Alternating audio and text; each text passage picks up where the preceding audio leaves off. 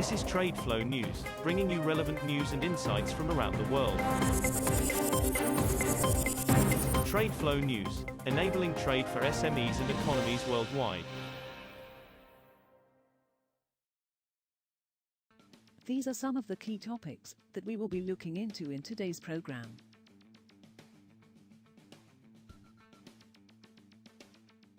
First, let's take a look at the overnight headlines which are impacting the commodity markets.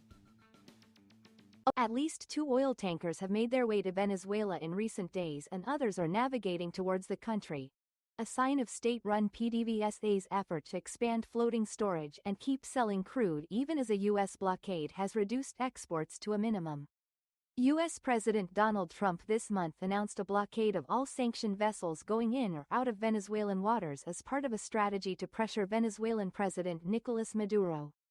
The U.S. move has cut oil exports this month to about half of their November level. The U.S. has seized 2 fully loaded cargoes of Venezuelan oil and its ships are patrolling the Caribbean Sea.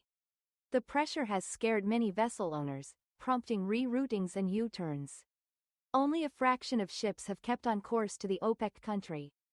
At least one major Chinese independent refiner has received its second batch of 2026 government quotas for crude oil imports, 2 people with direct knowledge of the matter said on Tuesday, as more refiners expect to be notified about their allocations soon. The independent refiner located in eastern China received about 11 million metric tons, or 220,000 barrels per day, for the first 2 batches of quota combined, one of the sources said. The newest allocation, combined with a small batch issued in late November, accounts for about 70% of the refiner's total quota for next year, the person said. The sources declined to be identified or name the firm as the information was not public. Moving on to the top news in the energy sector. U.S. crude, gasoline and distillate inventories rose in the week ended December 19 as refining activity slowed and imports declined, the Energy Information Administration said on Monday. Crude inventories rose by 405,000 barrels to 424.8 million barrels in the week ended December 19, the AIA said, compared with analysts' expectations in a Reuters poll for a 2.4 million barrel draw. Crude stocks at the Cushing, Oklahoma, delivery hub rose by 707,000 barrels in the week, the EIA said. The hub remains close to operationally low levels despite the UPTICK, Capella analyst Matt Smith said. Russia's crude oil exports from its western ports are expected to decline in January from the previous month on higher domestic refinery runs and possible weather-related disruption, 2 industry sources said, although drone attacks on energy infrastructure may see export plans revised. Oil loadings could drop by some 8% in January from the December plan, Reuters calculations show. Shipments of Urals, Siberian Light and KEBCO crude grades via the ports of Primorsk, Ust-Luga and Novorossiysk are seen at about 2.2 million barrels per day. BPD, down from around 2.4 million barrels of oil per day in the December plan, according to trading sources and Reuters calculations. December's figure was boosted by volumes carried over from November, sources added. Next, we have the top news in metal markets. Precious metals retreated on Wednesday, but the complex was on track for impressive annual gains, led by silver's historic jump of 140% and gold's strongest annual gain in more than 40 years. Spot gold slipped 0.4% to $4,329.12 per ounce by 0756 GMT to a more than 2-week low. It hit a record high of $4,549.71 on Friday.